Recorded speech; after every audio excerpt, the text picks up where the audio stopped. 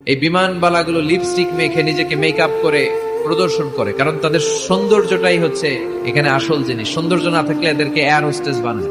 আমরা সিটে বসলাম, ইনস্ট্রাকশন দিল বিমানটা এখন টেক অফ করবে। ইন দ্য মিন টাইম এই মেয়েটা মাইক্রোফোন হাতে নিয়ে বলতে আরম্ভ করলো, ভদ্র মহিলা এবং ভদ্র মহোদয়গণ, আপনারা আপনাদের সিট বেল্ট গুলো বেঁধে নিন।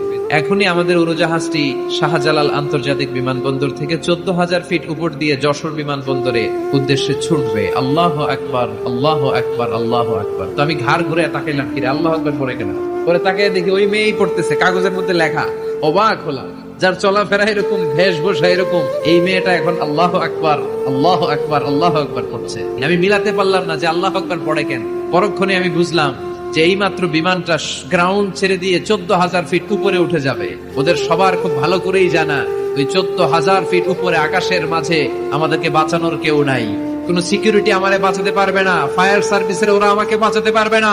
ওই 14,000 ফিট উপর থেকে আমারে বাঁচাতে পারে একজন, চিল্লায় বলেন তিনি কে?